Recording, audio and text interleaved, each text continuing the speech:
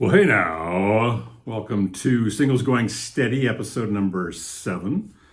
Once again, grab a whack of singles, 10 of them, randomly, and show them to you with any kind of memories associated with them.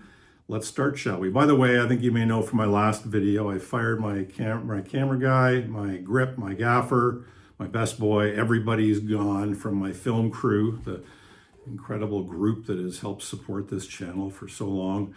And now I'm all on my own. So you can tell by the lighting and everything that either I don't give a shit or or my skill level is quite low. But here you go. A little bit of some weird shadows.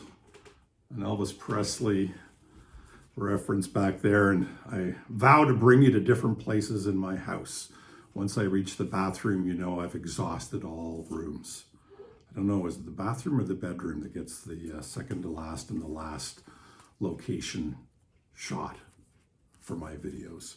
First up, all right, we've got Starting Over, just like Starting Over. The power of John Lennon's return on this album, just like Starting Over. Whenever I hear that sound of the bell, it just always gets me kind of choked up. That starts off this song. It's beautiful, lovely shot of John and Yoko there. Just like Starting Over, and then Kiss, Kiss, Kiss, which is actually a very sexy song. Yoko sings that one. Really nice groove and just a great song.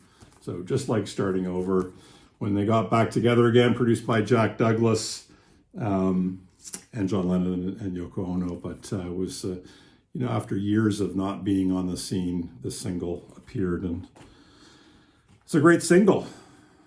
Elvis Costello and the Attraction. So once again, I'm always looking in my batch of 10 to see if I've got an Elvis Costello, and I'll foreshadow things.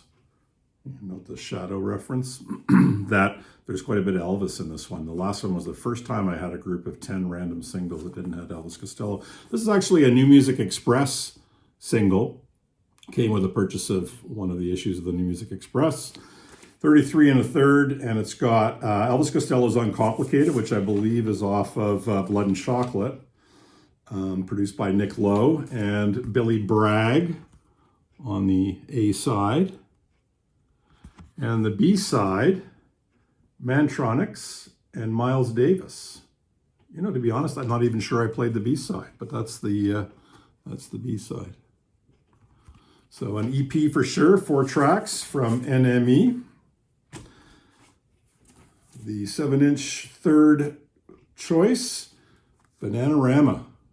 I'm actually a little embarrassed to have this in my collection. I don't know how it got there. Maybe I went out with a girl who was a Bananarama fan. I don't believe I ever was. But really saying something, not bad. Maybe it was around the time that I was listening to Fun Boy 3 and kind of thought that this would be a fun song to have. Next up, another Elvis Costello on the Imposter label. So this was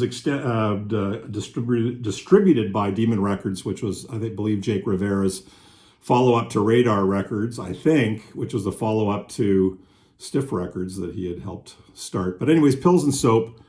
Anybody who's an Elvis Costello fan will know what a great tune this is. Very political. I think it's kind of a play on the words guns and butter, which references the idea that war is very good for the economy, and sometimes politicians go to war for all the wrong reasons. But one of it is to spike the economy. And Pills and Soap, I think this was a relation or a reference to Maggie Thatcher's reign, as it were. But don't quote me on that. You know how often I can be wrong, and I'm willing to embrace that.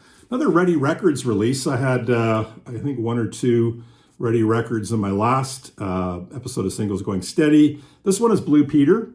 Video Verite actually was the A-side, as you can see there. Look at that, Elvis Presley right through the label. I like that. I'm gonna hijack this whole video and just do this. Black and white Elvis. Color Elvis. All right, getting sidetracked. Radio Silence on one side, Video Verite on the other. Blue Peter, a Toronto-based band. Again, I don't know if he started in, or the band started in Toronto, but they seem to ply their trade in Toronto. This one was Roxy Music doing a cover of John Lennon's Jealous Guy. This was after the murder of John Lennon, and so it was a tribute not long after. And it was, Brian Ferry. I mean, Roxy music's really great for this, but I've always loved Roxy music, but Brian Ferry vocally, whether he's doing solo stuff or with Roxy music, it does some really nice work of covering artists, and certainly Bob Dylan gets his fair due of Brian Ferry covers, and his cover of Jealous Guy is really lovely as well with Roxy music. This one here, I remember having it, but I don't remember ever listening to it. Cover of Jenny Jones, BDSM Scene, by Jenny Jones. Oh, no, okay, it's not a cover of Jenny Jones, is it? So it's Jenny Jones and the Lash, House of the Juju Queens. I don't know if this really is like Jenny Jones that was referenced in The Clash. I know nothing about this, but actually, okay, here we go. You can see I don't research any of this.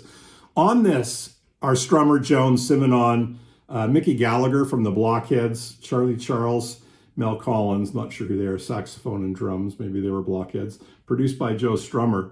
House of the Juju Queen, I think, is the A-side, and Sex Machine is the B-side. So we're both learning something today, both me and you one or two listeners. Am I sounding kind of sad about that? Like and subscribe. That was a good segue, right? There we go. And Jenny Jones and the Lash. Very interesting. I think I need, after this, to give this a listen. It must not have left a strong impression, but anything by The Clash, and I am all in. Oh, looky here, another Elvis Costello. So this is, I believe, on Radar. You Belong to Me. And the beautiful incendiary track of I Don't Want to Go to Chelsea.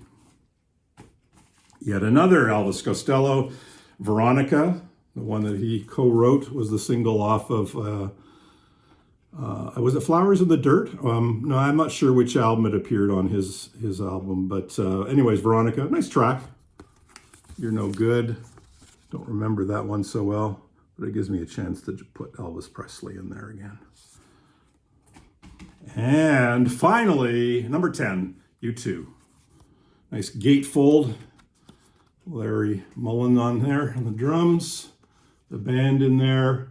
And this is Desire, and this was the single, one of the singles, maybe the first single off of Rattle and Hum. So presumably before Rattle and Hum came out, I think. And I was hungrily buying up my U2 stuff. So there she be, Carpe Diem motherfuckers, and we'll see you on the next episode soon.